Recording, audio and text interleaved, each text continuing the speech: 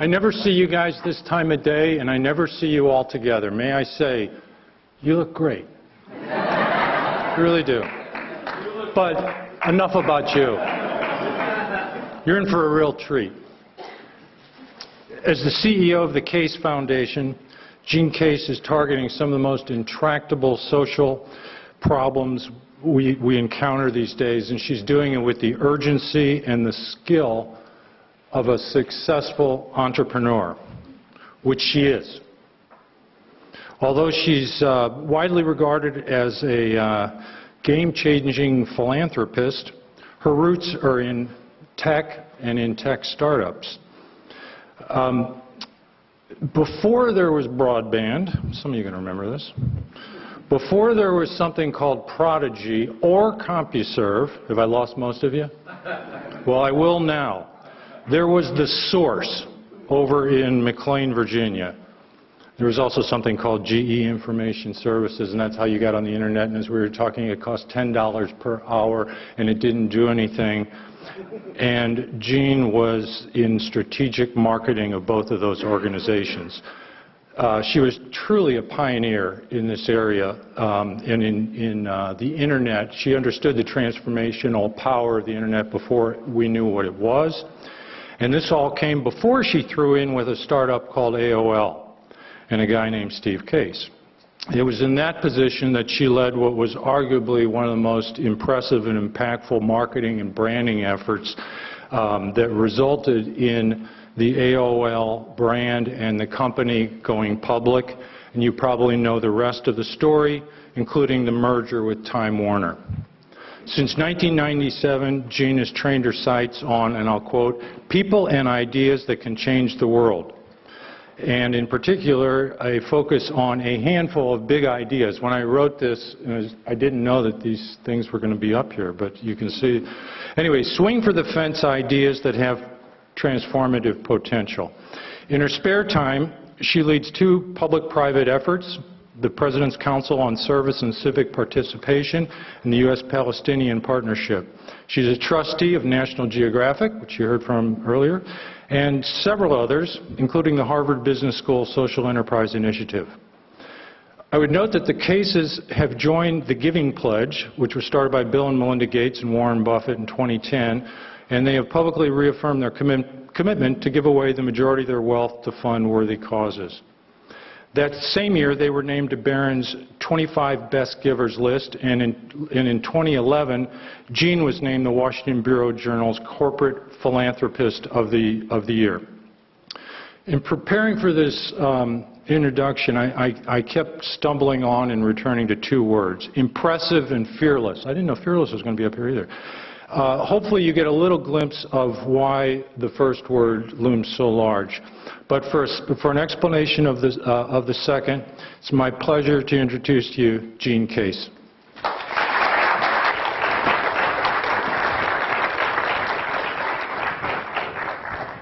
Well, hello everyone. How's everyone doing? So that was pretty good, actually. So we're heading in, as I understand it, to hour number 9 of your day. So Doug says, can you come talk at Georgetown? And I say, sure. And he says, okay, just like, 3:30, 3:45. And then after all that's done, he brings me the agenda, and I realize, okay, it's the end of the day.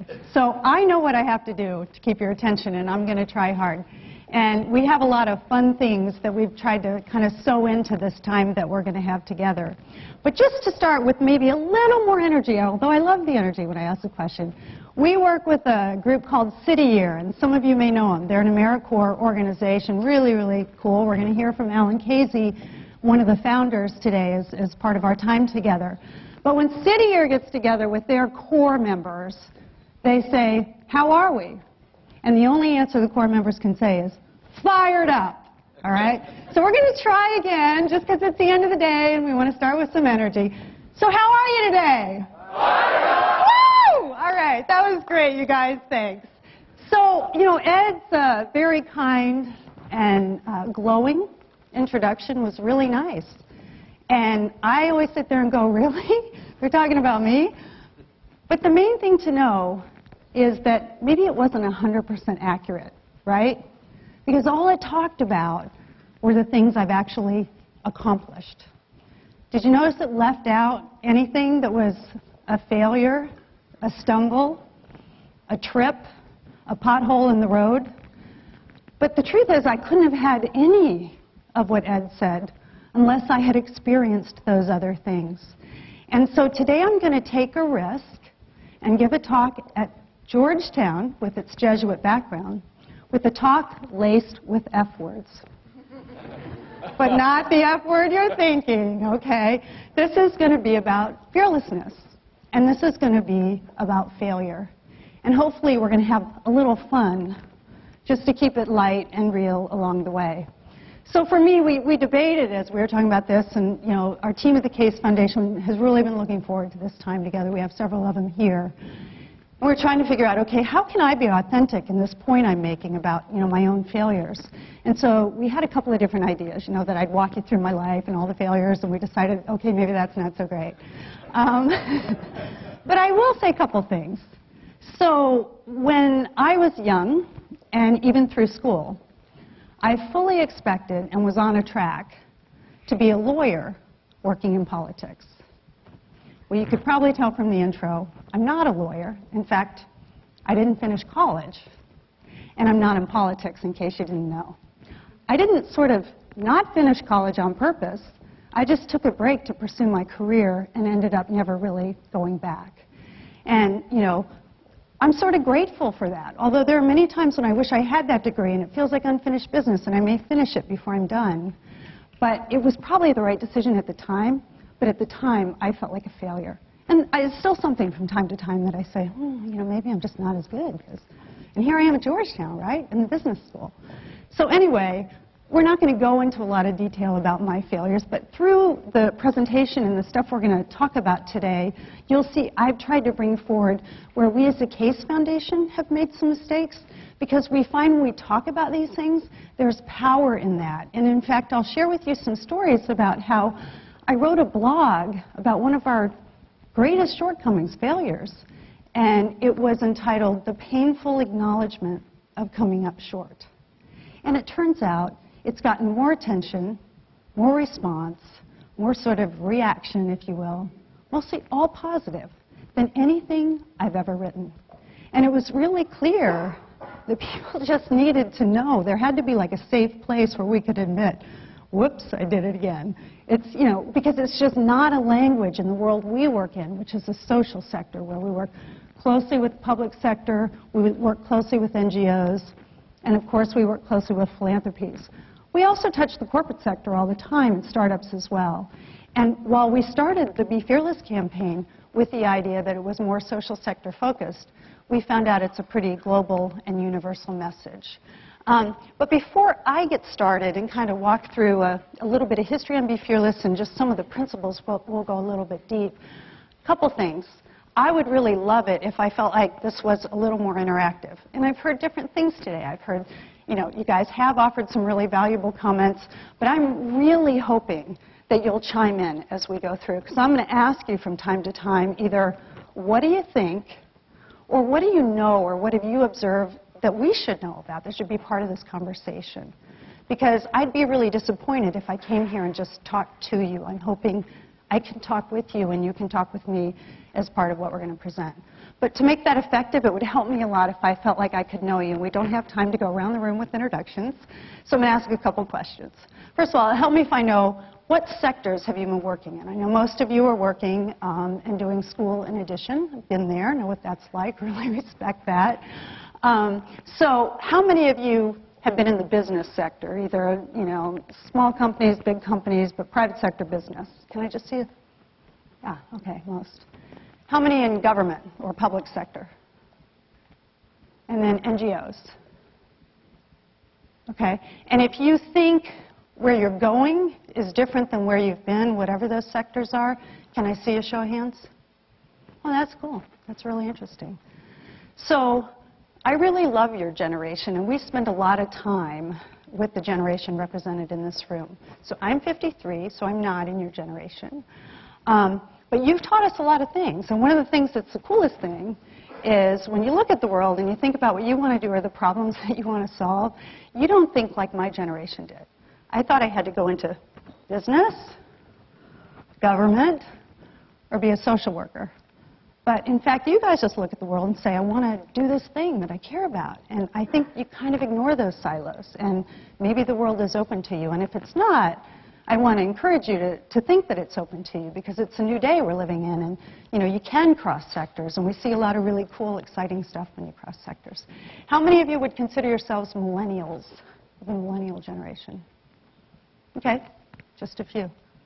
How many of you have a family? Wow. How many of you are from the Washington, D.C. area? Okay. Well, that gives me some idea. So on that, we'll get started. I want to introduce two people who are with me. Michael, take the chair. When I saw this chair, I didn't plan to sit during my talk, and it really reminded me of that Clint Eastwood chair when he stood there. Just like a chair. But we are going to use this chair, and this is Michael Smith from our foundation, and he's Senior Vice President of Social Innovation. And so we tried to we're using a lot of media assets as we talk to you today, hopefully so we can give it a little bit of energy and interest, and you don't just have to listen to me. But we couldn't embed everything in what we have, so Michael's going to be helping me out here. We also have Sarah Koch from the Case Foundation. She's Director of Social Innovation, and she's going to be helping me as well. So I said I really wanted interaction. I said I know it's like hour number 9. There's a couple of things we've done, okay? We have some fun prizes. I'm not above bribing my audience, and hopefully you guys will find that these things are a little bit fun. But let's get started, and if I stop and ask, please give me your thoughts. Please give me your insights. So we said we're on a fearless journey together here in this room. If you could look at it that way, I think it's a great way for us to start our time together. Thought I'd give you some sense of how we're going to spend the time that we have. And I think we have until about 6, but we're going to break about 5:30 for some roundtable discussions that I'm really looking forward to. So we're going to go through this deck on what is Be Fearless. Have any of you looked at our website or have been exposed to Be Fearless principles before? Can I see? Okay. I think that's one. That might be worthy of a prize back there. And then, so that's a deck, and then what we're going to do, it has 5 principles in it, and we're going to pause at the end of each principle, and I'm really going to ask you, so what did you think, and are there examples you know of that we should know of? So please keep that in mind as we go through the deck. Then we're going to have what we call an inspiration break. Have any of you heard of the company Warby Parker? It's a startup. It's about really cool glasses. They look hipster to me, but they're just cool. So Neil is one of the co-founders of Warby Parker, so he's going to Skype in with us, and we're going to ask him a few questions about his own fearless journey. Then we're going to go into a game show we have designed for you called the Fearless Factor, okay? And hopefully we've got a few stories that will inspire you. Then we're going to take another inspiration break with Alan Casey, that co-founder of City Year that I referenced earlier. Really cool guy. And then at that point, I think we're going to break and go into roundtable discussions where we talk about fearless and what it means to you. But to get started, it really all began here. So the Case Foundation, not that you care, turned 15 last year. So why does it matter that a foundation turns 15? Should you even care about it? How should you use it? And we were having those conversations, and this is the team, and that's me arm wrestling with my husband in the middle there. We don't really do that. We posed for the camera. But anyway, we have a lot of fun together, and so we really think fun, remember I talked about those F words, we really think that's a key to loving what you do and making a difference. And so I want to start with that because we're going to talk a lot about fearless. But this team has fun. And we wanted to have fun as we thought about our 15th anniversary, and so we came up with ideas like, let's throw a really cool party, and let's find the coolest place downtown. And we're like, no, that's kind of self-congratulatory, and we're a foundation, and we can't really do that. So we said instead, how about if we used it as kind of a teachable moment, if you will? A time when we can stop and reflect. We had done this at our 5-year anniversary, and it taught us a lot.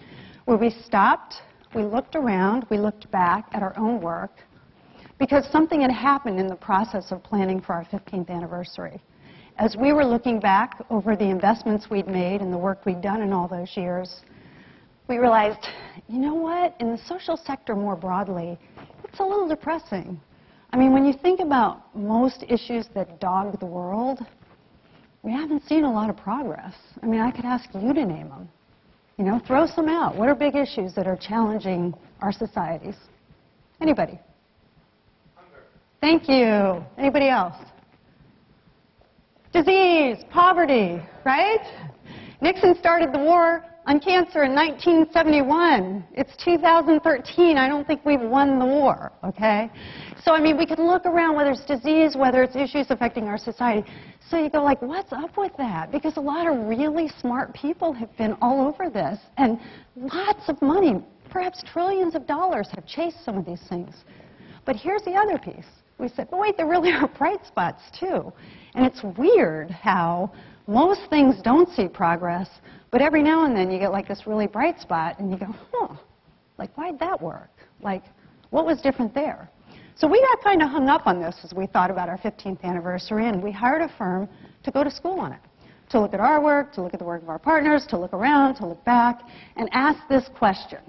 So what's behind the ones that have success, that really did break through in some transformational way? You know some of them.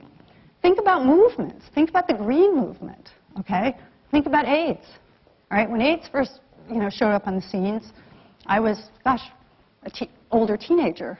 People were dying all over the place of AIDS. You can live today with AIDS if you can have access to the therapies. Access might still be a challenging issue, but boy, the progress we've made is just so dramatic there. So that's what this group did. And they came up with a couple of different principles, actually. Here. And they basically said there are 5 principles in common behind most things we look at that have been transformational. And when we looked at those 5 principles, we all kind of stood back and said, wow. And they said, we think they can be encompassed under the mantra of be fearless.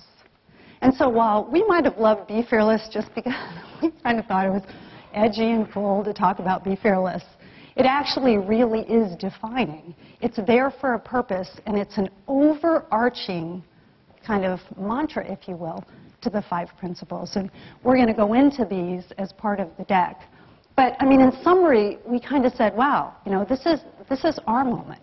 This is the time for us to say, how can we learn from all the great work that's gone before us, both failures and successes? How can we fail forward where we need to, and how can we leap forward in other ways based on what we've learned about the work? So let's go into actually, before we go into the principles, we got the video next, Michael. We're going to show you a quick video that'll just tee up the principles before we start going a little deeper with them.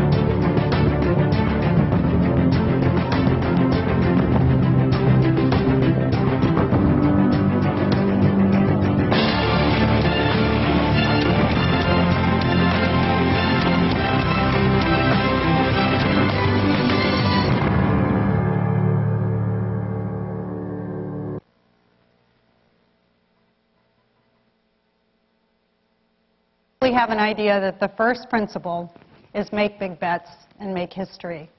Set audacious, not incremental goals. You guys are in business school. My guess is you could probably quote Jim Collins to me, right?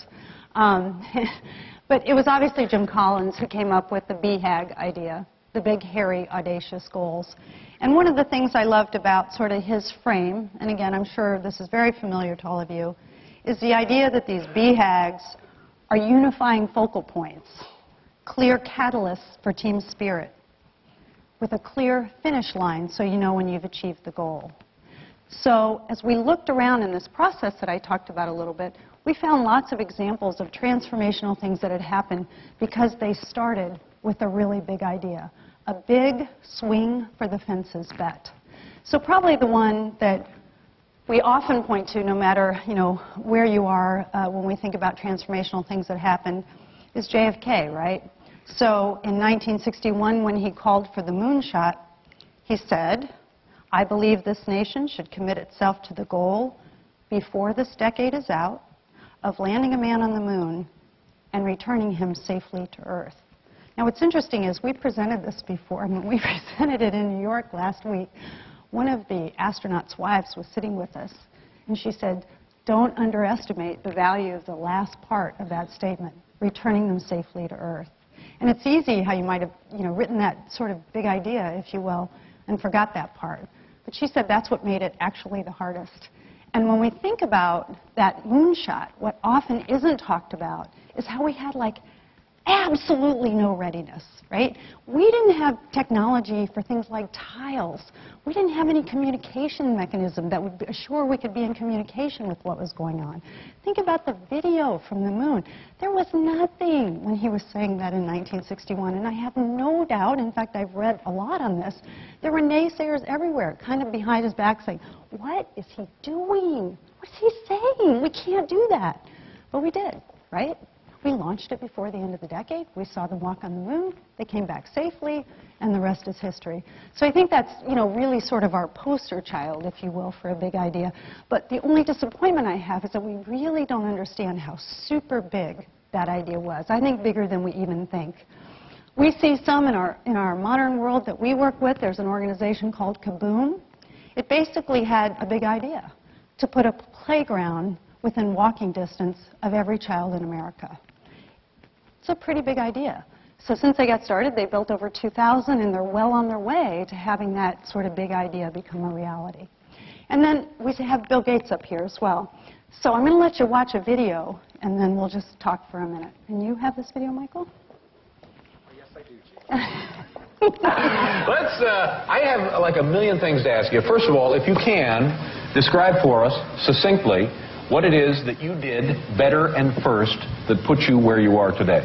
What was the core of this? What was the seed? What is the essence of Microsoft? When and how did that happen? Okay. I think there's a lot of elements that go into it. Vision of what software could do. What was your vision? Well, a computer on every desk and in every home. Right. I don't have one on my home or in my desk. We're working on that. Vice versa. So that's funny now, right? But I mean, think about it. It was a pretty radical vision when Bill said it. And even David Letterman, who should have been, he certainly could have afforded, he should have been in the circles to have the first computers. So anyone want to guess? Maybe did I already say the year of that video? I think I did not. Anybody want to take a guess? Oh, come on, where's our fearless group? Who said something over here? Close? Anybody else? Okay, very close. It was 1995.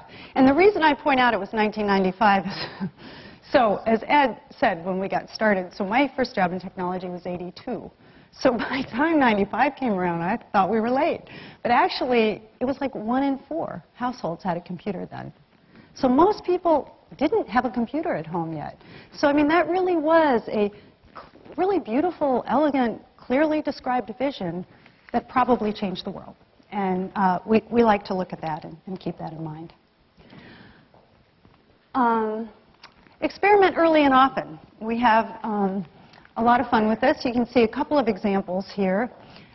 Who has heard of the book, or maybe you're doing it in a class, Lean Startup? Has anybody heard of this book? Okay. So Eric Ries is the author, as you might know. And the concept there really, I think, shows us how our times have changed. The idea of a minimum viable product. So again, going back to, maybe even some of my failures or my wrong thinking earlier, I think the early technology folks believed we had to test. We'd start with alpha test, we'd go to beta test, and we'd expand the beta test, and we might have tests after that before you actually did a rollout. And then when you did a rollout, you waited and you put all the features into something new, and then you had different feature versions that would be released. But this world's different now, right? You just throw things out there, and you actually let the experience or the product become the market research. That's experimenting early and often. And it's amazing to me. I love this. Think about Gmail. It started as beta, and now it's the largest mail service in the world. We have Code for America over here who did something called Adopt a Hydrant. Code for America is, we call it like the Peace Corps for geeks, basically using technology, developers and coders to work for our cities and do some phenomenal things, and they had some things they did around fire hydrants. Panera went out there, they cared deeply about hunger, and as you might imagine, as a food organization, that made a lot of sense, right? That sort of corporate caring lined up very much with their mission. And they wanted to put stores out there, restaurants out there, where people could come in and pay what they could pay. Pretty powerful idea when you think about it, and a huge risk. I'm sure people said, look, everyone's going to come in and take advantage. We can't do this. But they did it, and they said, you know how we'll find out if it works? By doing it. And so that's what they've done. They have over 5 locations now. I think 5, maybe 15. I can't remember the exact number. And they fed like 20,000 people so far. And the idea is 20% tend to spend less than the normal retail price of the food. 20% actually pay more because they know they're basically enabling somebody else to enjoy a meal. Make failure matter. We talked a lot about this earlier. I mentioned that I've had some failures. The Play Pumps sign that you see over here is that blog that I wrote. It was a water initiative that the Case Foundation took on, and it was pretty remarkable because it was a big idea to put a lot of wells around Africa. We asked a lot of our friends and partners and governments to join with us, and as we got about halfway to our goal, we realized things were falling apart and it wasn't working. And we had a decision to make. And that decision was, are we going to hide it? Are we going to pretend it's not happening? You know, what are we going to do? Well, ultimately, we decided we would be transparent with our failures. We see FailCon. Have any of you heard of FailCon before? It happens in October. It's in San Francisco. And it's a really cool conference. And if you have the chance to go, I want to encourage you.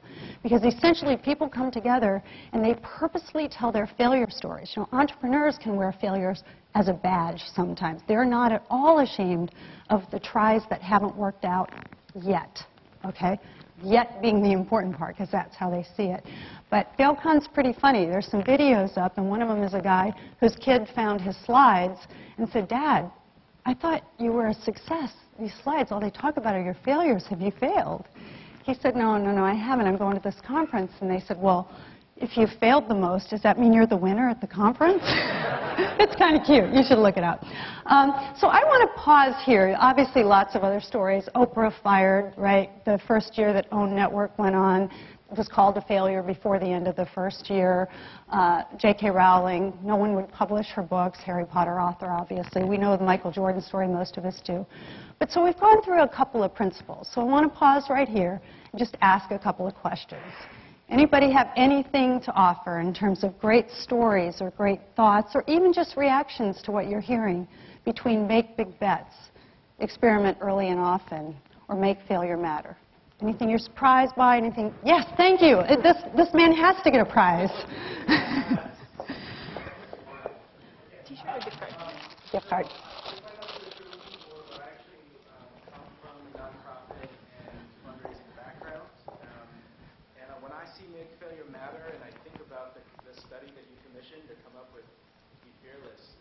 I think of the fact that most of the people who are out there wanting to make a difference don't have the budgets to know whether they're truly failing or not. That's something that we think a lot about. And I'm wondering, do you have any comments on that? Maybe you didn't want me to throw a question back at you. No. I want to make failure matter, but I feel like, at least where I am currently, this might not be true in other organizations. Sure. I feel like I can't make failure matter because I don't have the money to find out if we're failing or okay. kind of succeeding. Okay. Can you pass the Starbucks gift card to that first question that we got? And we have more where that came from. So it's super valid and super authentic, right? The question is, you know, at some NGOs or nonprofits, you don't necessarily have the budget to know if you're failing. So we made a commitment at the Case Foundation, and many of our partners have done the same, that before we make the first investment, we're going to define outcomes. We're going to define some goals.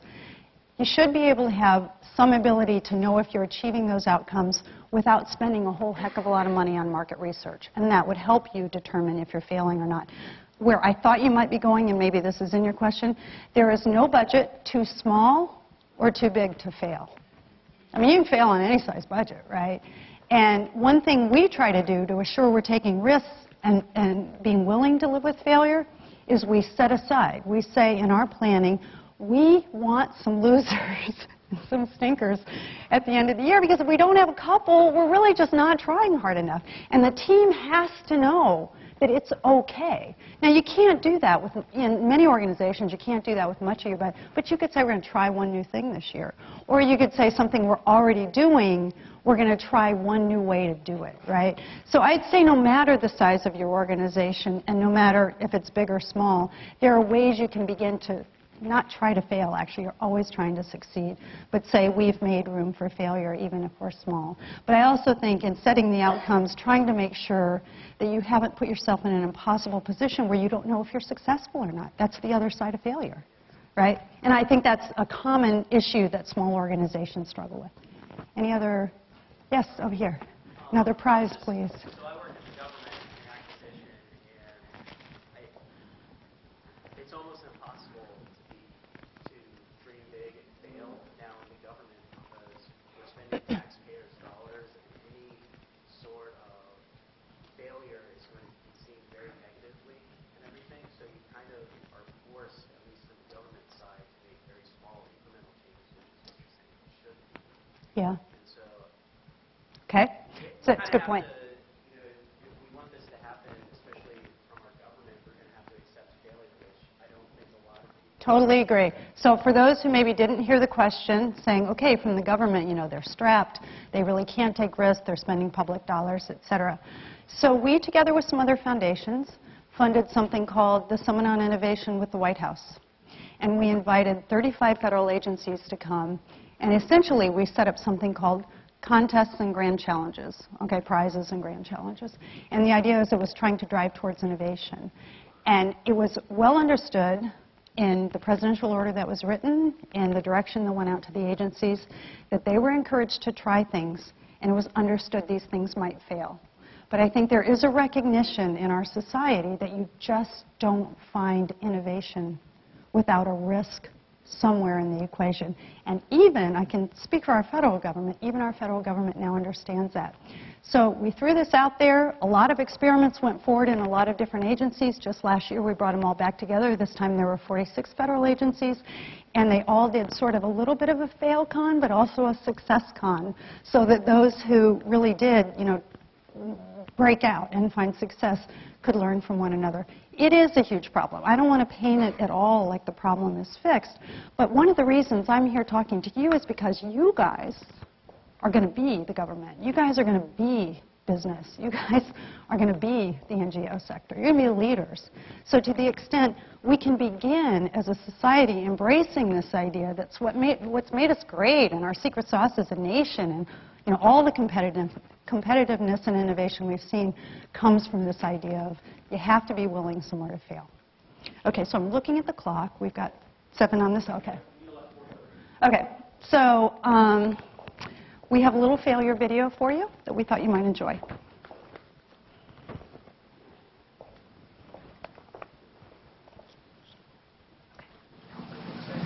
Now, I've actually always found something to be very true, which is most people don't get those experiences because they never ask. I've never found anybody that didn't want to help me if I asked them for help. I always call them up. I called up, this will date me, but I called up Bill Hewlett when I was 12 years old, and he lived in Palo Alto. His number was still in the phone book. And he answered the phone himself. He said, yes? He said, hi, I'm Steve Jobs. I'm 12 years old. I'm a student in high school, and I want to build a frequency counter. And I was wondering if you had any spare parts I could have. And he laughed, and he gave me the spare parts to build his frequency counter, and he gave me a job that summer in Hewlett-Packard, working on the assembly line, putting nuts and bolts together on frequency counters. He got me a job in the place that built them. And I was in heaven. And I've never found anyone who said no or hung up the phone when I called. I just asked. And when people ask me, I try to be as responsive, you know, to pay that debt of gratitude back. Most people never pick up the phone and call. Most people never ask. And that's what separates sometimes the people that do things from the people that just dream about them. You got to act. And you've got to be willing to fail. You've got to be willing to crash and burn. You know, with people on the phone, with starting a company, with whatever. If you're afraid of failing, you won't get very far. So I thought that was a good example of a failure story, but actually as we reflected on that video and preparing it for today, we thought there were a lot of Be Fearless principles in there, right? He truly did reach beyond his bubble, which is the next one we're going to get into.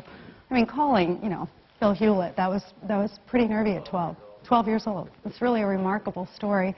But he also had a very specific ask, and I think he was dreaming big. But that failure statement at the end, you know, he's not with us anymore, but if you look back at the things that he talked about and the unbelievable innovation he left behind that we all get to enjoy, I think he'd be the first to tell you it just wouldn't be there without failure. Reach beyond your bubble is really a principle around collaboration, but not the same old kind of collaboration. You know, I think the easiest thing and a very powerful thing that you've already discovered in your careers, and you'll probably discover even more so as the years go by, is that networks are powerful. Who you know, who you trust, right? I mean, it's going to buoy you through life, and chances are it's going to define a lot of who you spend time with and what you do. But I want to challenge that just a little bit. The reach beyond your bubble idea is really a bubble that says, who's not at the table? Whose voice haven't you heard? Who thinks differently or has had different experiences than you have? Because no matter what sector you're in, you need to both hear from them and have them at the table if you can. Because chances are they're going to add value to whatever it is you're trying to do. And we say innovation and breakthroughs often happens at intersections. So we've got a couple examples up here that I'll run through quickly. You guys just heard from John Fahey, one of my dear friends who I love, and from National Geographic. You probably heard the story of National Geographic. Did John talk about Fox at all? Didn't talk about Fox. Okay. So National Geographic, I call it the first social enterprise, really. Started 125 years ago. You guys heard the story, so I won't go through it. It's a very mission-based organization. But as they saw what was then new media coming along, they had this printed magazine that they really used as their vehicle to push their mission. And they saw new media, and they asked the right question. How can we leverage this new media to get in front of millions of more people, right? And drive our mission in new and exciting ways. And oh, by the way, maybe there's an opportunity to make some money on it. Because it was a social enterprise, it always derived revenues from the things that pushed its mission. It used to be the magazine, it used to be different things like that. And so they did a joint venture with Fox. So here you have National Geographic, a nonprofit, doing a joint venture with big old Fox to create the National Geographic Channel. And had it not been for that reach beyond your bubble kind of thinking, and no matter which side of the equation you're on, if you're sitting in the room, you know, what does reaching beyond your bubble look like? If you're in corporate, and we spend a lot of time with big companies, even though we're a family foundation. If you're in government, how can corporate help you? You know, if you're an NGO, how does another sector doing other things, or somewhere else, another region, another discipline, et cetera? How can you reach beyond your bubble to basically achieve new things? And we have several examples up here. The one on the left is one we've been engaged in, Sodara, if you see that, that logo. That's actually a venture capital fund that's been put together in the West Bank, where the managing partners are rather one Palestinian and one Jew. And together they raise this fund, and all of the investments will go to technology companies in the West Bank. That was reaching beyond your bubble. And I think we'll see a lot of success coming out of that. And Michael, I'm just being mindful. How are we doing? Okay. Because we have a Skype, we're trying to watch the clock and stay on a certain schedule with these. Let urgency conquer fear is really the last principle. And again, I'm just going to ask you guys to offer some thoughts here. It's pretty straightforward. Martin Luther King talked about the fierce urgency of now. But in that, it's actually a much longer quote. And if you guys don't know the quote, I encourage you to look it up. Because he talks about, today really is tomorrow. And in this world where, you know, history, rather present becomes history at a rapid pace, there is such a thing as being too late. And I kind of feel like that's the time we're in now. If you remember the first slide I showed, it said this is our moment, and this is why we think Be Fearless thinking is really needed. We have to let urgency conquer fear. For me, both in my personal life and in my professional life, it's just that burning idea that we've got to do this now that sometimes pushes me out of my comfort zone and gives me basically the faith to do some things I otherwise might not do. So we've got some great folks up here. You know some of them. You might not know others. Adrian Hong down here decided it was time. North Korea is in a terrible place and nobody's paying attention. So he kind of built a refugee network and an NGO basically to bring attention to the plight of North Koreans and the human rights violations. And he's had quite a bit of success actually trying to get some North Koreans out of North Korea. We have actually the globe represented here. Hope Mob, if you don't know it, is crowdfunding around ideas where you can help one person at a time. He said there were just too many needs and I didn't see enough sort of room to fill those needs, and so he created Hope Mob. So this is really the last principle, and I heard the timer go off, so I'd like to ask a few questions. We have a few minutes to do that before you ask. We should probably go to Neil, and then can we come back? Why don't we take a little break? We'll do our inspiration with Neil, and then we'll come back, because I have a few other things I want to show you.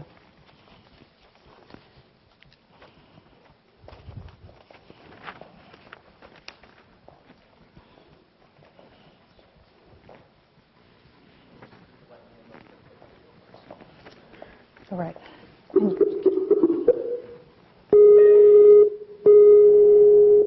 And it's going to override the video, yeah. I need this guy. Hello? Hey, Neil, it's Jean Case down at Georgetown. How are you? Very good, thanks. How are you doing? I'm doing great, although we can't see you yet. Are we going to see Neil here? Are you coming? There you are. Hey, Neil. How are you? Hey, guys. We have like 120, 130 people in the Georgetown MBA class in front of us, and we are, yeah.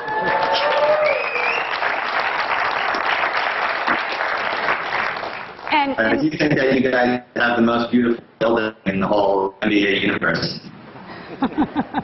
So we thought it might make sense, if you're willing to be patient, we're going to play your quick 1-minute video that tells the story of Warby Parker, and then I'll come back to you. Does that work? Sure. Okay, so give us just a minute here.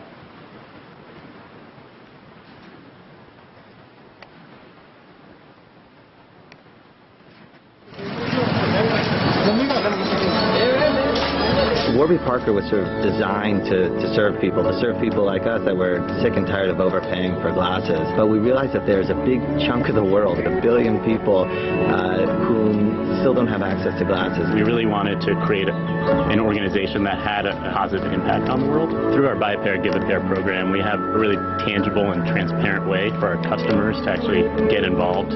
So for every pair that we sell, we distribute one to someone in need. You know, sometimes good intentions have unintended consequences, and charity can create a culture of dependence. But by working with organizations like Vision Spring, what we're doing is that we're training low-income people to start their own businesses selling the glasses. I think one of the things that we take a lot of pride in is that this pair of glasses is also a tool of empowerment, whether it's to be able to learn in the classroom or to separate seeds to plant or to thread a needle. It's not just about increasing profits, it's about how can we be active problem solvers. You never get tired of seeing somebody put on that pair of glasses for the first time. It's just this incredibly powerful moment when that person realizes, wow, like, the world is back.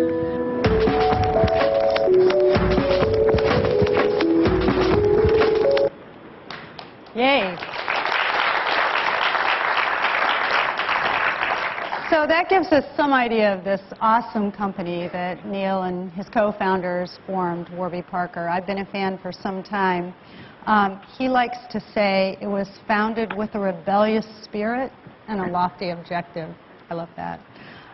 He's former director of Vision Spring, which was an NGO working to bring glasses to those you saw on the video. He spent 5 years in that role. He's a native of New York. He enjoys walks in the park.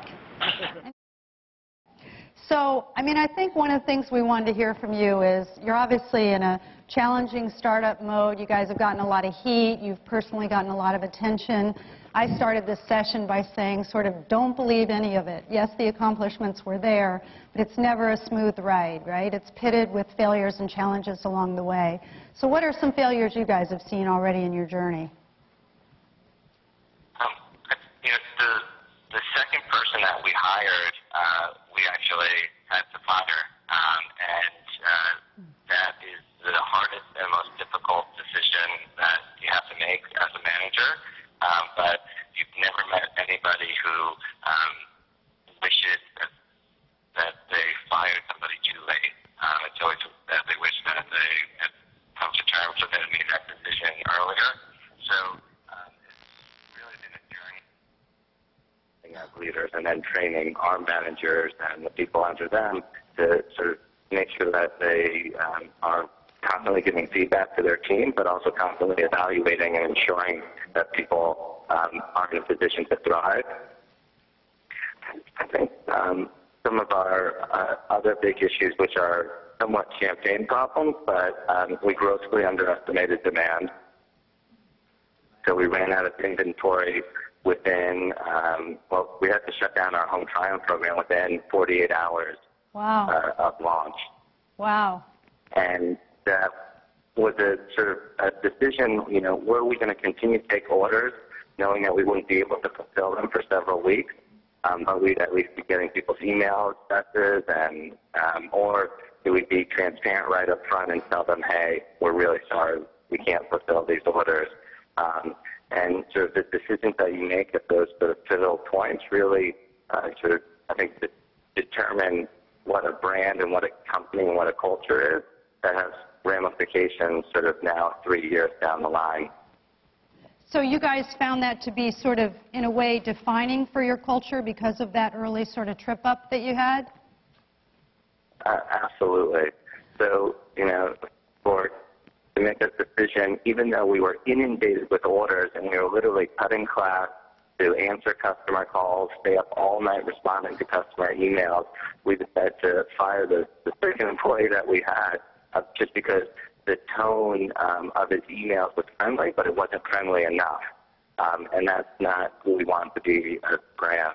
Yeah, that's a huge deal. I mean, right, when you're starting a company, especially if you only have a handful of people, you can be guaranteed, and maybe some of you are working in companies like this, that every one of those handful plays a role and a half. So to make the decision to get rid of one because of a standard you're choosing to live by, I think is really a fearless act. So one thing I wanted to ask you about, Neil, that I thought this audience might enjoy hearing about is you've talked about unintended consequences, and specifically I think you're thinking around that as it related to helping you know, those at the bottom of the pyramid really played a role in how you guys thought about what you were going to do in this play with your company. Can you talk about that a little bit?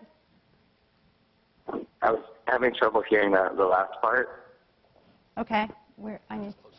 That's a lot better. Yeah, okay. So you have talked about unintended consequences that you saw in your work in the NGO world, and specifically as it relates to trying to provide for the bottom of the pyramid, the world's most poor. Can you talk about how that influenced your strategy in terms of how you make glasses available to the developing world? Yeah, this is a funny observation, but one of the first things that I learned doing international development work in rural parts of India and Bangladesh is that regardless of your socioeconomic status, fashion matters, which is kind of obvious, but it's often people think, oh, this person is poor, we should just go and give them free product. The problem sometimes when you give free product is that you're not as thoughtful with what you're giving. So you're treating somebody as a needy beneficiary instead of a value-conscious consumer. So when you actually sell something to somebody, you actually have to listen to them and figure out what they want and then design according to their needs. So that was a key lesson for me that we've taken into Warby Parker, is just to listen to folks, that fashion matters, and really understand what motivates someone to buy something. So even though we're a mission-driven company, our social mission is what gets me excited to come to work to every day, and the majority of our employees, it's not the first thing that our customers learn about us. The first thing that they learn about us is hopefully that we make beautiful glasses. The second thing is that they're $95. The third is that they're made from amazing materials, and that we have great customer service. And then the fourth, that we have a strong social mission. And that's because that mimics sort of the purchase calculus that people make and why they buy glasses. Yeah, I think that's helpful, and I hope you guys were able to hear that. I think it's unique, too. He really took the lessons he learned and the observations he made from the NGO world into this mission-oriented company to figure out how ultimately they would deliver glasses to the developing world, and I think it's an interesting story. So, Neil, we're not going to keep you, but before we let you go, and I'm enormously grateful for the brief time we've had with you, you didn't know this, but we arranged for a Warby Parker gift certificate, which are some of the coolest glasses you can get these days. It's a cool, you can order them online, you can see sort of how they really, really maximize customer relationship and happiness. And so here in the class today, someone is actually going to win a Warby Parker gift card, and they'll be ordering some Warby Parker glasses. So thanks for being with us, Neil, and keep up the good work there. We're proud of you. Thank you, guys. Take care. Okay. So, because I might lose a little attention if I don't address this, we're going to do a raffle at the end of class. It's a $150 gift certificate for Warby Parker. Okay, so what we're going to do now is do what we call our anthem video. It's going to summarize the 5 principles, and then I want to come back and hear from you guys on them.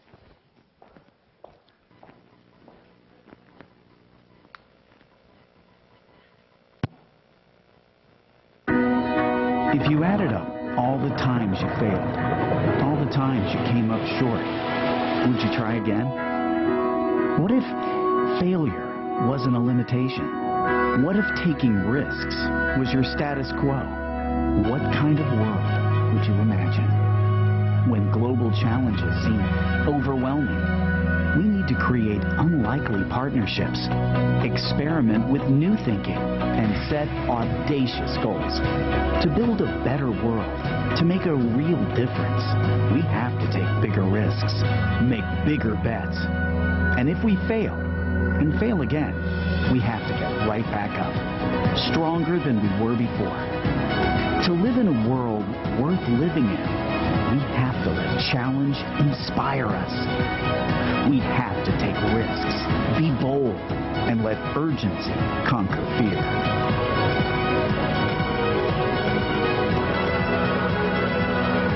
We have to be fearless.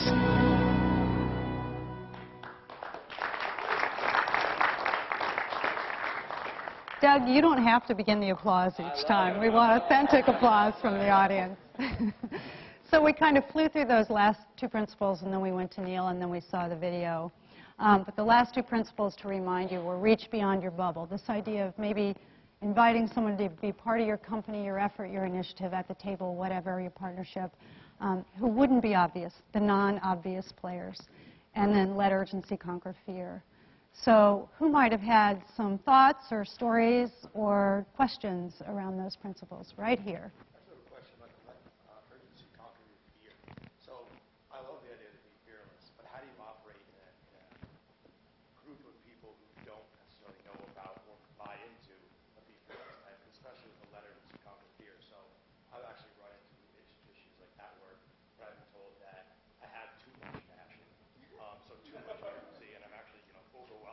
Slow down there, son. Yeah. So, the Oh, that's great. So I guess my question is, yeah, how do you operate around people who necessarily aren't feeling the same way or buying it? Right. So when we launched the Be Fearless initiative, we didn't see it as our own. We saw it as a collaborative. And we asked many, many organizations to join us and be part of what we called the Be Fearless Alliance. And that was really purposeful on our part because we knew that the biggest issue was going to be just what you brought up, right? That it's easy to talk these principles, but depending on where you live, work, play, whatever, you know, if they're not embraced organizationally, it's going to be hard to get traction on them. So these Fearless Alliance partners worked with us and made a commitment in their organizations to try to spread it. And we did a lot of that work as we launched it last year.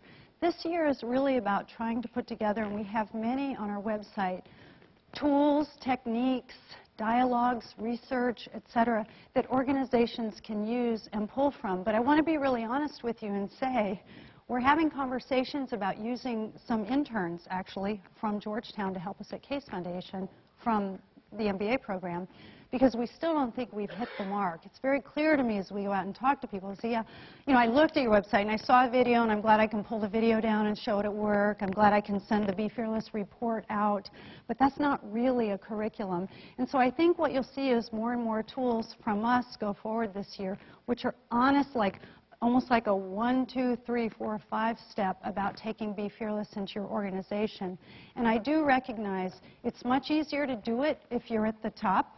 But remember, a lot of great movements, and this is more true today than ever before, really have started bottom up. And so if you can get enough energy and excitement around the table, whatever the table is, and if you look at our materials today, tell us if it works, we're hoping some of you can make it work even better so that they become toolkits that organizations can bring in. But I'll give you an example. Some organizations have set up like failure rooms where they go in there and they talk about failure, or they've apportioned a part of their budget to recognize that as a risk budget, or they come together and they do honest postmortems. So some different things like that. And sometimes, and really not all organizations need all 5 principles, right? Your organization might be fine with some of them, but then you get to that, reach beyond your bubble part and they go, oh, no. So it's going to vary organization by organization, and we hope that the tools we have up there now are helpful, but we really do plan to put a toolkit together. And this man needs a prize, Sarah. Okay, back here.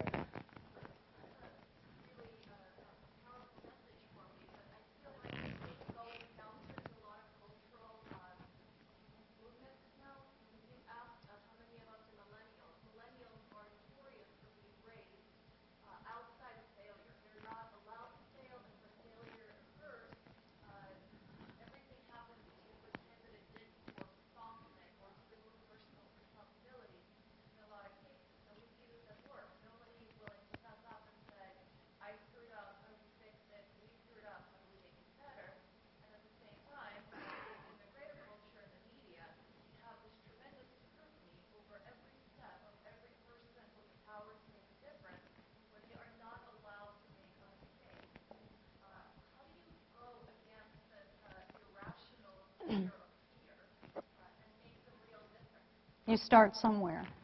I mean, if you saw experiment early and often, visual of that is literally a toe in the water. So you're not going to transform things. We understand that the various generations have different characteristics that go with them. Huge fan of the millennial generation. I acknowledge what you're saying. Our foundation is made up more of millennials than anything else, so we know it, firsthand and personal, good, bad, ugly. But I think, it starts with conversations. And, if any of this is ringing true to you guys and you think there's power in it, so what, first it probably should be an honest conversation with yourself, which was hard for me when I got the, darn, I have to look at like all my failures and, all the things I'm not doing, which no one really likes to do, but it did have to start really almost personally. There's a lot being written about this, that organizations can't transform unless people transform alongside them. But if it rings with you guys, just think about what would be your toe in the water strategy? How would you get started? Could you talk to your manager? You know, is there a division head? Is there a group of millennials that meet for lunch and maybe you could say, you know, I heard this. I'd love to talk to you guys about this. I'm thinking about it. What do you know what I mean? So some of these movements start in really small ways, even though they start as really big ideas. I don't know if that answered the question, but it really does come down to starting somewhere. And I very much feel the pain as a person who's out there a lot. Man, the world is waiting, right? Just to pounce on our every trip up. But we got to be fearless. We just, you know, we got to be out there, and we got to start somewhere. I think she needs a prize here. Over here. These are all, as you said, very, very powerful values. But I was wondering if the criticism has ever come up where, you know, when you're making big bets with big risk, but also with big responsibility. Mm-hmm. Has the criticism ever come up where, you know, these values might foster recklessness? Totally. Totally, and I'm glad you brought that up. Because I normally say when we're talking fearless, we're not talking reckless. And, you know, we really need to make sure that when people screw up, they don't go, oh, I was just failing forward, right? I mean, that's just not a good thing. So there has to be a way that you begin to understand and sort of define what is fearlessness versus recklessness. And, you know, I talked about Jim Collins, and his definition is, you know, that it's something that doesn't seem like it's achievable to the world, but inside it's not impossible, okay? So he would say, I think, if he was here, that if it's impossible, it's reckless. My problem with that, of course, is a million things that have happened in the world. Somebody once said, oh, that's impossible, like getting on the moon, for instance. So I think it just has to be part of a dialogue around what are the measurements we're going to make along the way? Remember what I said over here about, like, if you take something on, you've got to have some way of knowing, not just if you failed, but more importantly, when you have success, right? How are you making it along the way?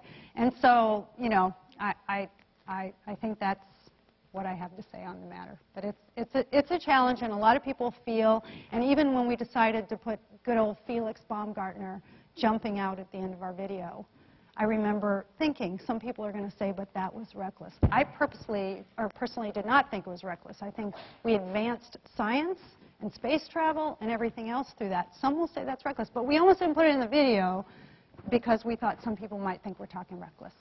Over here.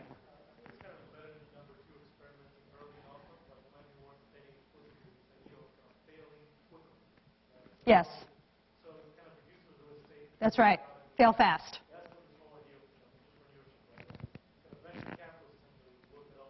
Right.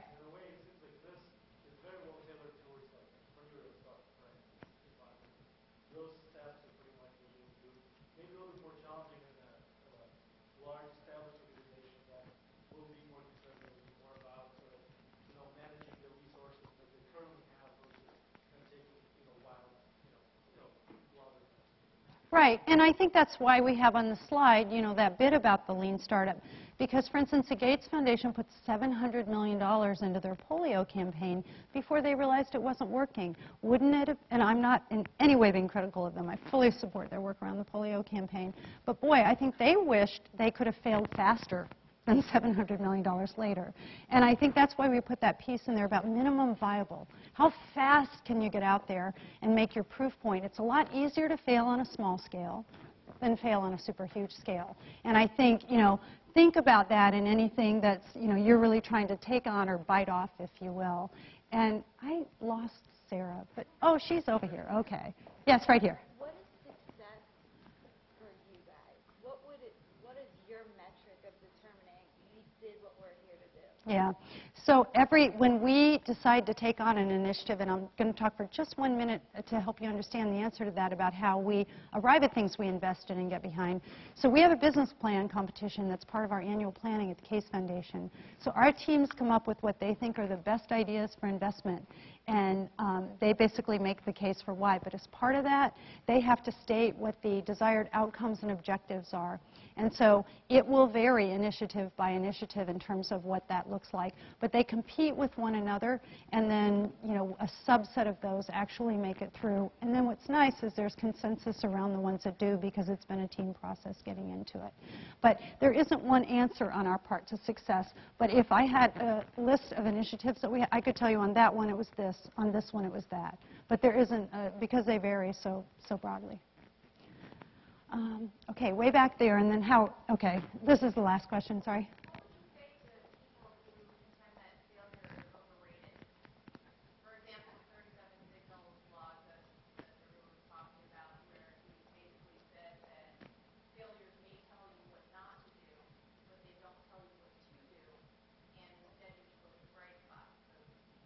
Yeah, I think it's all the above. I think you have to figure out, I mean, and we saw Edison said that, right? I mean, Edison said time and time again he couldn't have done what he did without his failures. The only way he found the way forward was to figure out what paths not to take. So, you know, I think it's all of the above. I think failure plays a critical role in advancing our progress towards innovation, you know, towards new kind of frontiers, if you will. But of course we have to look at the bright spots. And to be clear, I said at the beginning, this whole campaign started by looking at bright spots, not on those that crashed and burned, but by those that broke through and were transformational. So I think you have to keep your eye on the prize while at the same time seeing what you can learn and how you can fail forward from the failures of others. All right, so I'm getting the little signal here that we have to move on. Yeah, so I'll tell everybody. Yeah, please do. We'll go to the Fearless Factor, and then we'll call Alan at 5:10. Perfect. Okay. So we decided we'd have a little bit of fun with you guys. We'll do this quickly because I think we might have a little bit of a clock challenge here. We put together this thing I referenced earlier called Fearless Factor. There are two stories of fearless individuals that we like to look at, their life studies, and they're current, so we're still looking at them, and the story isn't over yet. But they're interesting stories. So what I'm going to do, so, Michael, if you can help me. So what I'm going to do, I'm going to unveil, if you will, different key characteristics of this person. And the first person that thinks they know who it is, you know, raise your hand and shout it out, okay? But I'm not going to tell you if you're right or not, because I want all of them to come. And, you know, we're hoping that as I release them one by one, you'll figure out who it is. And if you don't, no big deal, because some people will know and some people won't. But let's see how early you can guess who I might be talking about. Grew up in Africa. That's a big old world of people you're guessing from. Was alienated and bullied by classmates. And if you shout it out, shout it out. Remember, we're fearless. There's no, shame in being wrong. Engineering degree from UPenn. Getting warmer. Attended Stanford grad school for 2 days and dropped out to start a company. First product was named one of the 10 worst business ideas of 1999. Oh, we didn't get our music. It's not fun without our music. We have fun music. Second company was called Doomed to Fail by stock analysts. I'm sorry? Larry Page? No. But good guess. Really good guess. In fact, those all might be true. Larry, what do I know? Okay, wait, what happened? We lost the... I was trying to get the music to work, sorry. Oh, okay. It's not going to. All right, the first 3 products launches were in one company were called Epic... Yes! Yes, sorry, I said I wasn't going to say yes, but it's Elon Musk. Elon also said, as Tesla was going forward, personal bankruptcy was a daily conversation. So it is Elon, and so we thought we might just put up for you some stats about Elon. And if you haven't heard of Elon, you're not alone. A lot of people don't know who Elon Musk is. But he was co-founder of these companies. Now, the ones in bold, I think a lot of people have heard of or may know.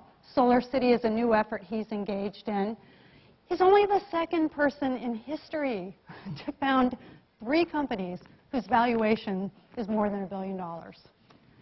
We were at TED last week, and Chris Anderson, who runs TED, said, you know, there are folks that say he's our next Steve Jobs. This is just a little bit of his bio, and it's pretty impressive. So we thought we'd let you hear from Elon in video, and then Peter Thiel, who co-founded PayPal with him, is going to offer some comments on the founding of PayPal. Well, it's like the Nike slogan, you know, just do it. That's, just showing up is half the battle. Just, you got to try hard to do it, and don't be afraid of failure. You also need to be rooted in reality. So you shouldn't it's easy to get high in your own supply, as Scarface said. You've got to not be afraid to innovate, but also don't delude yourself into thinking something's working when it's not, or you're going to get fixated on a bad solution.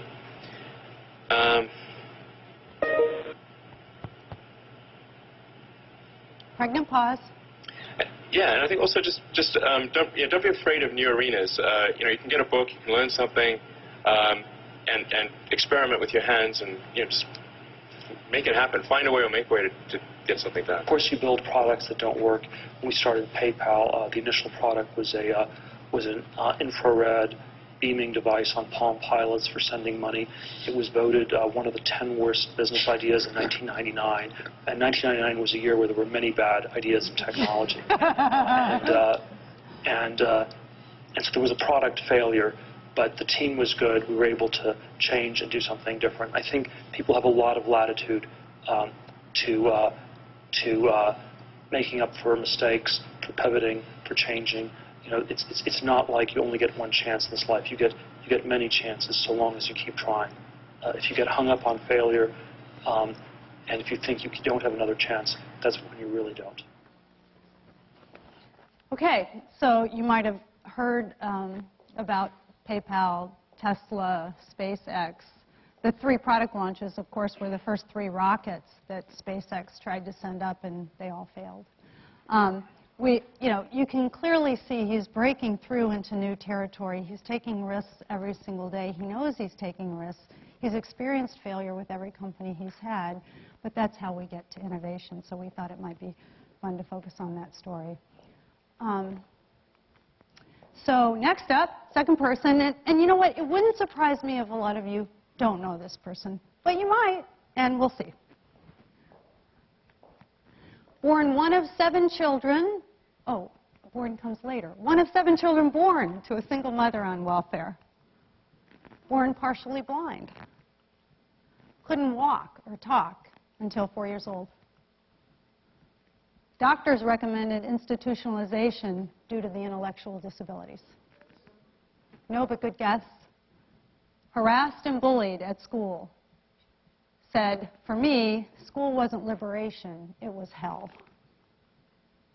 I was told by everyone what I wasn't going to be, but like any child, I had dreams. Any guesses? Throw them out if you have them, because, my guess is you don't know this person. Okay. Well, drum roll. See, if we had our fearless music, you'd really get it now. Her name is Loretta Claiborne, and she's a remarkable woman. And I think she's important for all of us to know, at least all of us that want to live a fearless lifestyle. She's been a Special Olympics participant since 1970. That's how I first knew Loretta. She's run 26 marathons in her life. Actually, I think it's 27 now. She was the first Special Olympic athlete to run the Boston Marathon. Look at her time, 3 hours and 9. She's a 4th-degree black belt in karate. She speaks 4 languages and is fluent in American Sign Language. She holds 2 honorary doctorate degrees. I'm not done. There's a page 2. She won the 1996 ESPY. She's in the Women's Sports Hall of Fame. Disney movie was made about her. She addresses the U.S. Senate and the House all the time on issues that she cares about. She's appeared 3 times on Oprah Winfrey. She's had a book written about her. And I have been with her at the White House, where she's embraced by presidents.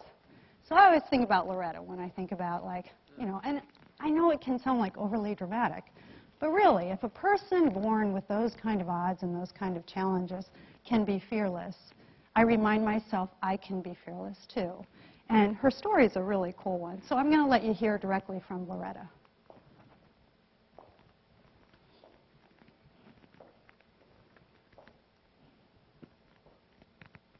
One time I decided I was going to run a marathon.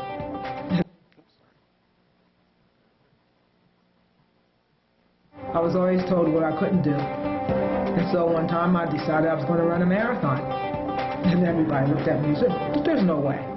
Well, one day I ended up running a marathon, and I did pretty well, and I ended up running 26 of them. So that's when I found out, in one sense, that I was fearless. Being fearless is hard, and I'll be the first one to tell you about it. because I don't know what it is not to be fearful. I've always grown up to be fearful. Fearful of what life is going to give me. Fearful of what's going to happen in the future. But now today, I'm proud to say that I am fearless, not for Loretta, but for the world of all people. So I would like to thank each and every one of you here, and that I hope you will go home. If you fear something today, keep your faith, keep faith in yourself, keep faith in what you believe, and you can be fearless. Thank you so much. Good luck. If you fall, pick yourself back up. If somebody steps on you, just get up and push forward. Okay, so that's Loretta. So we thought it might be fun to just show you some folks that maybe were known to you, but maybe a little counterintuitive. Thoughts, comments as we move along on this one? By the way, who guessed Elon Musk? I want to make sure we give you the Be Fearless t-shirt. Yeah, it's our Be Fearless t-shirt, and we have them. If we don't have your size, we'll arrange to get you your size. Yeah, here's another one. This will get you talking to people around town. So thoughts, perspectives here before we jump on the phone with Alan? We have Alan? Okay. Anybody? Anybody? Okay. Did we have something over here? Yeah.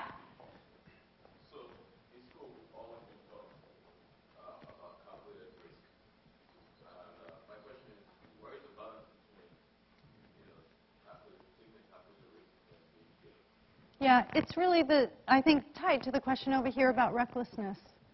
And I think it's going to have to be a discussion you have in your situation that you're dealing with. And one thing I will tell you is, when we go to roundtables, when this is done, we're going to ask you guys to come up with some examples of where you think a fearless approach applied, either in your situation, okay, or when you've seen, if you're uncomfortable with talking about your own situation. And it might be a really good thing to talk a little bit at the tables about this recklessness and measured approach, because it comes up in every group we talk to. And again, I don't have a formula for that other than to say, I think we're talking about reasonable risk. The problem with saying that, that's kind of objective, right? What might be reasonable to me might not be reasonable to you. So it has to be an organization or cultural kind of agreement around how far you want to go on that spectrum. And everyone's going to come out at a different place. But when we go to roundtables, I would love to hear your thoughts and perspectives about how you struggle with that as you think about bringing a fearless approach to problems. Okay, so let me go to Alan Casey. So Alan's been a friend for a really long time. How many knew City Year before we mentioned him today? Okay. They're cool. They have those red jackets. They go around town. But it wasn't that long ago that City Year wasn't in Washington, D.C., and maybe Alan will mention that. It's only been in our town for about 10 years with core members, and we've been supportive, and we love the organization. But Alan graduated in 1987 from Harvard Law School, and he co-founded City Year with his friend Michael Brown, and it's really become a storied example in social enterprise and in social entrepreneur work. City Year unites young adults ages 17 to 24 in a year of full-time service, working in schools across the country, Johannesburg and London. And they're primarily focused on decreasing the dropout rate, but I'm going to have Alan talk about that a little bit. Then in 2007, Alan launched Be the Change, a nonprofit that creates national issue-based campaigns to ignite social innovation. He also did something called Service Nation, where he brought all of the campaign folks together in 2008, all of the candidates who were running for president, to talk about service and its important role in the nation. He's received numerous awards. In 2006, U.S. News & World Report named him one of America's 25 best leaders. He's run for Senate twice, and I think we need to talk to him about that a little bit. He's also the author of Big Citizenship, How Pragmatic Idealism Can Bring Out the Best in America. So Alan, welcome. So do we have Alan on the phone? Alan, welcome. Yes, Thank you, Gene. It's great to join you, and thank you for that wonderful introduction. Well, you know, just so you know, I told the crowd after my introduction that it really was incomplete because it didn't talk about my failures. And, you know, when we talk to you today, we want to hear a little bit about the fearlessness and the fearless approach that you use both to launch City Year, but we also are really interested in hearing what wasn't in the intro that I gave. You know, what were some of your pitfalls? What were some of your you know, disappointments along the way with the idea that we're all trying to fail forward together and learn from others? Sure. So why don't you kick us off? Talk to us a little bit about the founding of City Year. Okay, sure. Well, thank you. First, it's great to be with you. I looked over the syllabus and the reading for the class, and I want to take this class. Yeah, me too. It's really something. You know, in terms of founding City Year, I think, and a fearless approach, you know, I had some advisors when I was in my 20s and at law school and trying to decide should I, you know, take one of the great jobs I've been offered in a private law firm or take the chance to start City Year. And, you know, they said to me, and this is advice I'd give the class, the best time to take risk is when you're in your 20s. Because you're young enough, you know, you're probably not married by then, don't have children, I don't have a mortgage, and you've got, you know, time ahead of you. And so, and that was great advice, and I'm glad I took it, even though, you know, it was a risky thing to do to try to start City Year from scratch right out of school. But we were very fortunate because, and this is one of the things I've learned, is that there is a spirit of public service out there, and if you're pursuing a dream, especially if it's a dream to try to make a difference in the world, you know, guardian angels will show up to help you.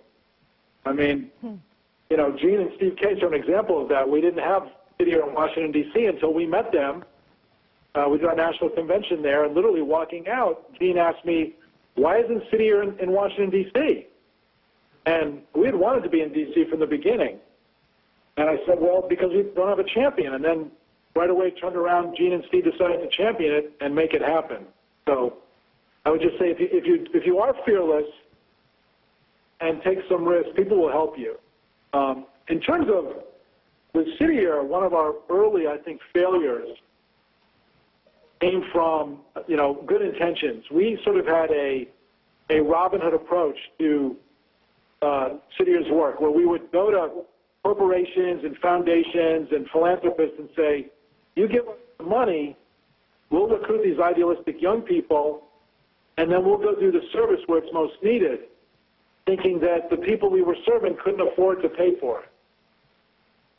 Now, the problem with that ended up being twofold. One, it was very hard to have a sustainable organization. Virtually every year, we'd raise about 80% of the budget through philanthropy. And then, you know, we'd spend the last, usually 4 or 5 months raising the last 20%. And the other problem with it is people don't value what they get for free. And so we weren't getting critical feedback because we were giving a free resource. And so people would be afraid to give us criticism because they'd think, well, if we criticize City Year too much, maybe they won't give us a team next year for free. And also in some of the schools we were in, other community organizations, because it was a totally free resource, some of the teachers, some of the supervisors weren't fully utilizing the core members because they didn't have any skin in the game. And it took a while for us to recognize that, but you know, in the past few years under Michael's leadership, and this started back when we opened in City Year in New York after 9/11, the school system started to pay for a piece of the cost. And now the model's evolved where a third of the funding comes from local school districts, a third from AmeriCorps, and a third from private philanthropy. So it's very sustainable. And everybody's got skin in the game. And it's led to a much more sustainable organization that can scale and also a higher quality of service, because even though we're only being paid, you know, 33 cents on the dollar, we're still on the hook to deliver. And vice versa, the schools are really demanding, okay, we're paying for this. We better make sure we're using you at the highest impact. So that's one of the things that we definitely made a big mistake on when we first started and have now corrected.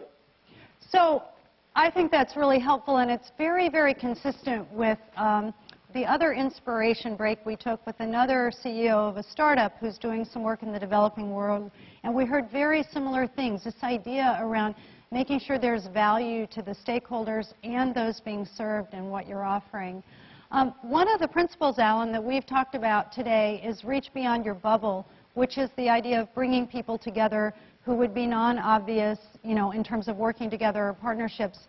When I think About City Year, the rooms I've sat in have the most diverse mix of people, probably of anywhere I've ever been.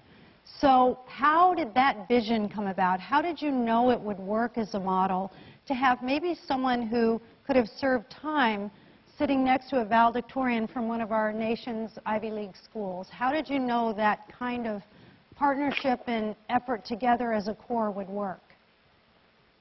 Well, we didn't, honestly, but part of the dream of national service from the very beginning is that it could be the meeting place to build common ground. And, Michael and I we were both born in the early 1960s, so we grew up in the shadow of the civil rights movement, of JFK, Bobby Kennedy, Martin Luther King, and also Harris Wofford, who I know who's a very close friend of Gene and Steve's as well, who's been a leader in that movement. We saw national service as really a vehicle to complete the civil rights movement. I'm also a child of immigrants, so I have that background. My father's from Iran, my mother's Italian, and so I was raised with sort of an appreciation of America as this country that welcomes immigrants from all over the world. And so from the beginning, our vision was, could national service be a way to unite the country and bring people together from every possible background? And so that was central from the very beginning. And in terms of the fearless thing, not everybody supported that, especially having young people from more advanced backgrounds, having young people who'd gone to Harvard, and we had that, young people who'd gone to prep schools, working along former gang members or teen mothers. And, people would say to us, well, I understand why you have the former gang members and the kids who've dropped out of school or the folks who are unemployed, but why do you have the quote-unquote advantaged kids? And we said, well, that's central to the whole idea because, we need to have a place where we can unite as a country and come together from all different backgrounds. And there were people from the early stages of City Year especially who said, well, I'll fund you, but only if you change your approach. And we actually turned down some big funding. When we were just starting, we hadn't raised any money because we so believed in it. And I appreciate what you said, Gene, but then we also had to spend a lot of time building a culture that was truly inclusive. And we learned from the core members. We studied what was working, what wasn't working. We developed all kind of techniques. For example, we came up with something that Michael later named No one speaks twice, and the other one speaks once. Because of everything in teams, we were finding some of the core members, were very talkative and would dominate. Others were very quiet. We have uniforms. We have what we call strong circles, where people team up, get into a circle shoulder to shoulder. So we built a whole culture to make that diversity work. But we just felt it was foundational, and the good news is we've shown that it can work. The national service really can be the place. I agree. That people work together. I didn't put, and when I did your intro, your role in the Service Act, the Kennedy Service Act, which really was groundbreaking in America, and he worked with Senator Kennedy on that prior to his death. So we have time for one or two more questions, but I actually want the students to be able to ask you a question, Alan, if they have any. So since we have some microphone issues, I'll repeat the question when they ask it, okay? Did we have questions for Alan? Anybody? Right here.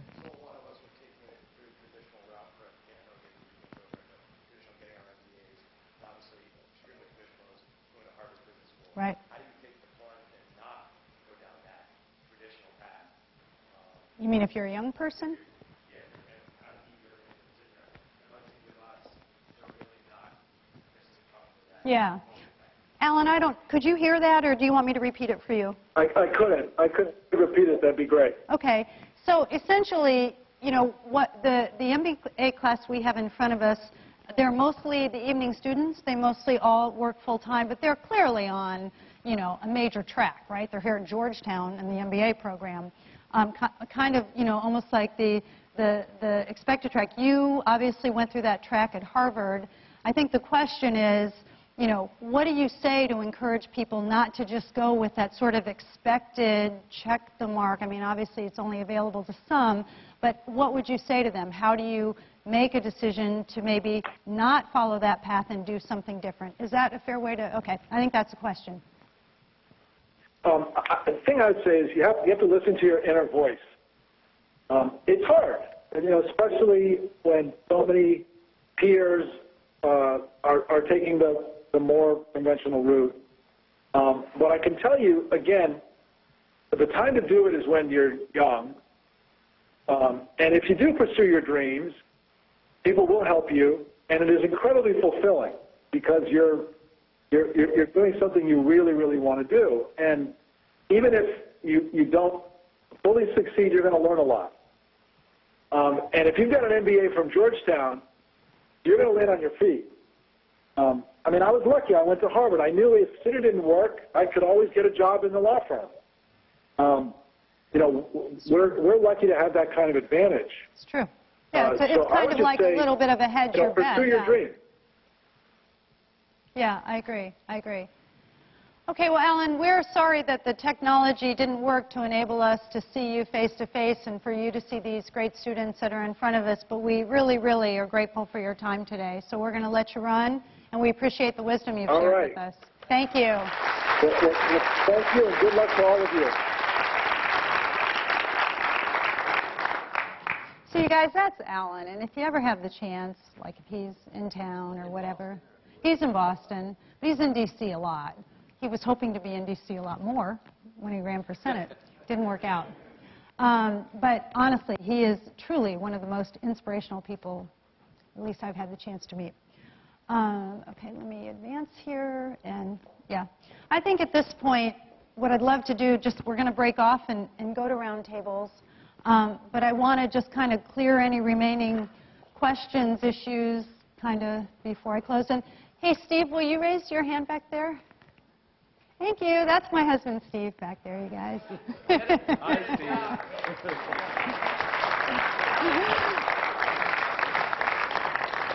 You're going to be hearing from him, too. Yes.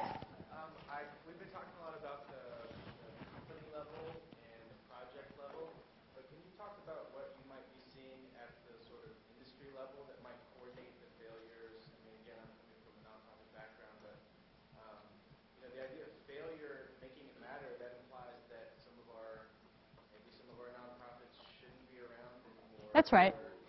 Things that they've learned need to be shared, and I don't see that happening, or maybe I'm just not aware of it. But resources that are out there, or efforts that are underway that are trying to apply this at a bigger, higher level.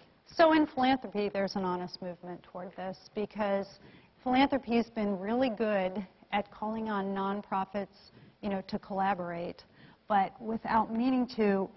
Philanthropies haven't tended to collaborate, and they're almost, in an unintended way, sending a signal of don't fail, right? Almost not giving them permission to take risks. So the easiest place for us to have gone first was to our peers, and remember I said this is an alliance. So it wasn't like, you know, we said, oh, we have this beautiful thing, you've got to listen to us. It was, we kind of came together around these principles and owned them together. So we actually do gatherings around the nation in different sectors, some of them nonprofit gatherings, some of them companies, some of them philanthropies. I think we've made a lot of progress in philanthropy where we've come together and we've asked really hard questions. And let me give you an example of one that I live with in this world, which makes it much harder than business. It's the question you asked. What is return on investment? In the philanthropic world, what is it? What kind of time frame do you want to see? How do you measure it? How do you define it? And so I think all of us can sort of make something sound good. And I think this idea of the Be Fearless conversations and the failure conversations is almost giving each other permission to go, yeah, well, actually, that isn't turning out so well. Or we didn't have a good experience with that. And by sharing those collective stories, I think we're all, thinking about how we can do better, but we're actually really able to learn from one another as well. So we're hoping that this takes off, as I said earlier, in a number of different organizations and sector-wide, because each sector does have its own challenges in terms of how it deals with this. I probably feel the most sorry for nonprofits, as I said, because they really feel like they can't take any risks with donor dollars. And it goes back to the public sector comment that was made earlier, too. Taxpayer dollars, there's a sense that you can't take risks with those. So it really is about changing the dialogue, and we're trying, I talked to you about that White House summit we did with the agencies. So on a sort of sector-by-sector basis, we and our partners are doing what we can to get the word out there. In the back.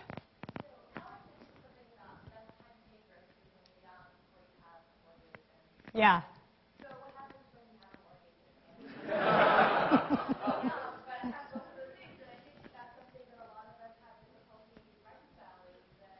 Mm-hmm.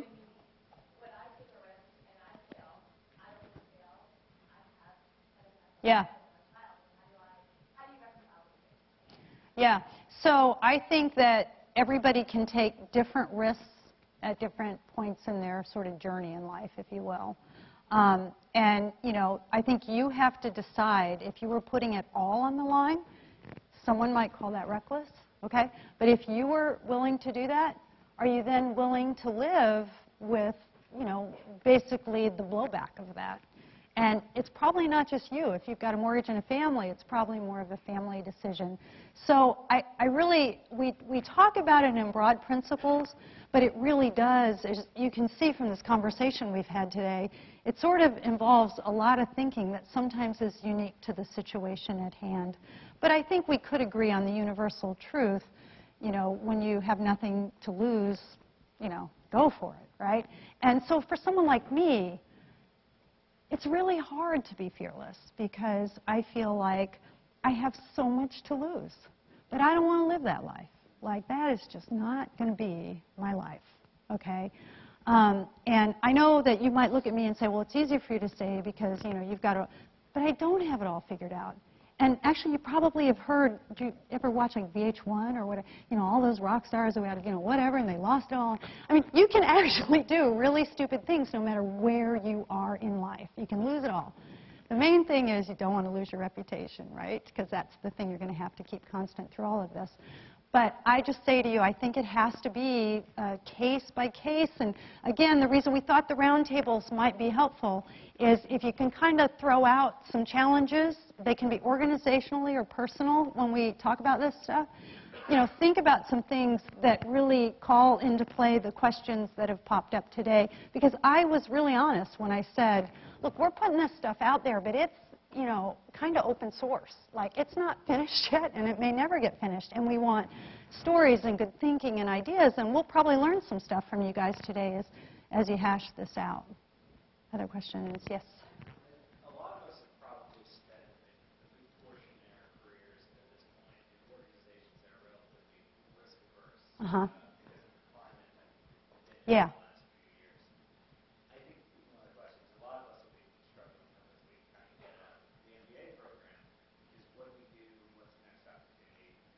After this. Uh-huh.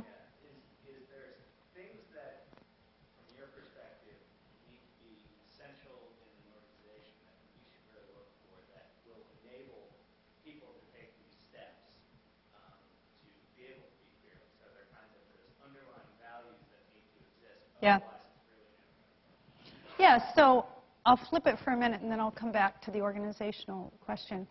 So we just had a conversation at the Case Foundation about the other side of that, which is how do we make sure we're bringing in people who are comfortable with risk, and how do we make sure we're bringing in people who are willing to be fearless. And one of the ways we committed that we're going to look at that is take a new look at their background and ask that question. What audacious thing did they do? Okay, so they went to the best, who cares? They went to the best school. That's great. There's a lot of those. but what they do to be out there, what they do to take a risk, or, you know, really honestly to walk that walk.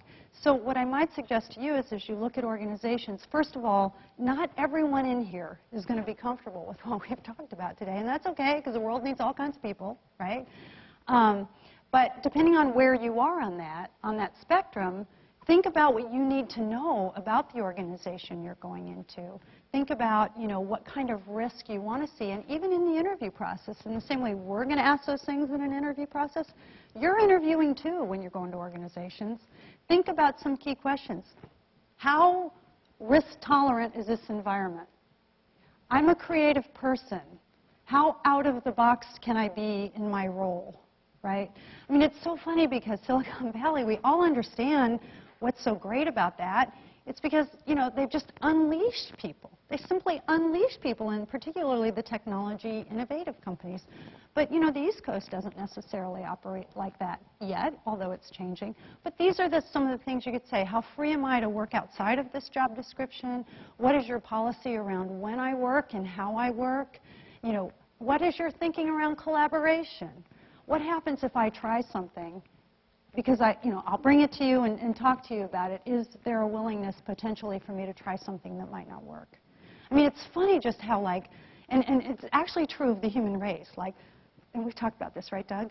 Just these conversations. Think about in a relationship, right? I mean, just having the conversation can really tell you a lot. The problem is these conversations don't happen.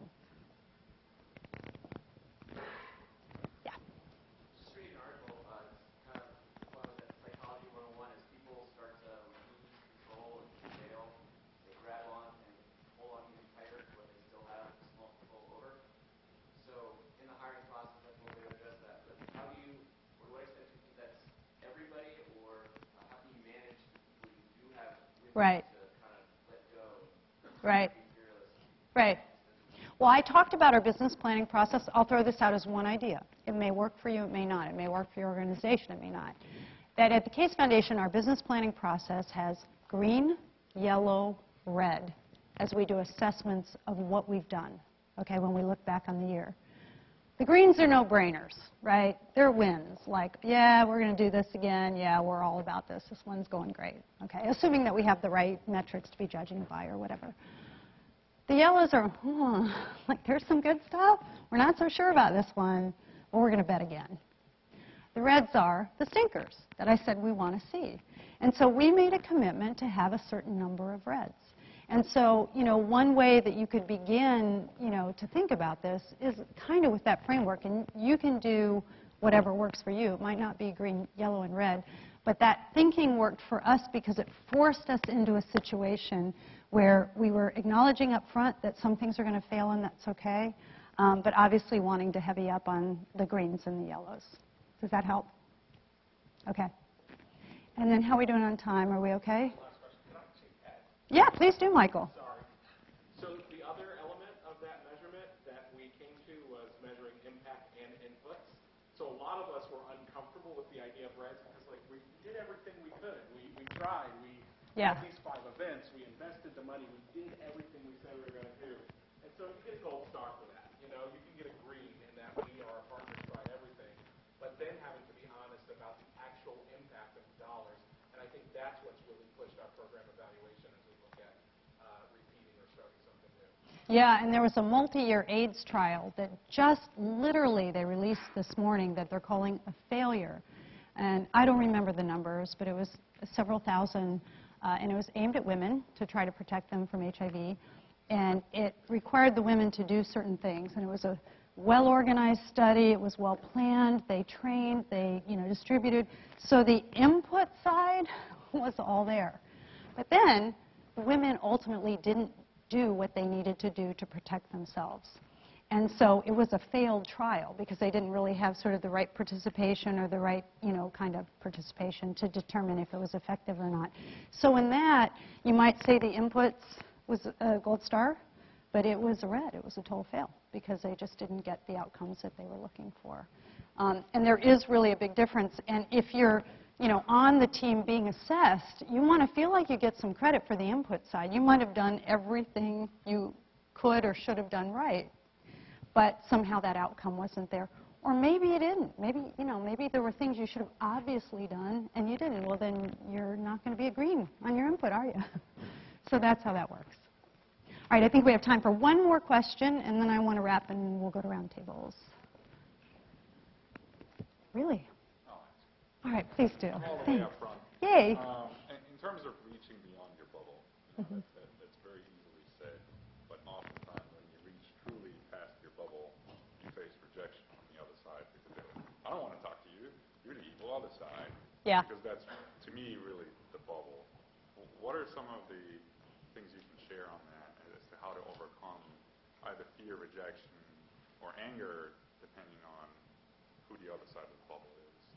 Yeah, or suspicion maybe would be part of what you're thinking about there too. So I want to remind you what Steve Jobs started by saying. He used the Bill Hewlett story, but it was actually a more universal truth he was trying to put out there, which is if you never ask, you're never going to get the yes, right? And so I think if you are in the business of reaching beyond your bubble, you should feel uncomfortable. But say, okay, I'm uncomfortable, but I'm going to do this anyway. My experience and the experience of so many leaders who've done remarkable things, much more so than anything I've done, will tell you what Steve Jobs said. It's amazing how many times when you ask people to do something, they'll say yes, even when they come with suspicion. Doug and I did an initiative together around a Muslim-Christian dialogue, and we started it the month after 9/11. And let me tell you, in that room, those people did not think that they were going to come together. It was a remarkable 3-year experience where we made lifelong friendships. But that's because we were all willing to be uncomfortable in a room together and ask each other to work together. And I think you have to do that. But honestly, if you really are in this, there's probably some degree of nervousness, discomfort, whatever. Make the ask anyway. So what if they say no? So what if they say no?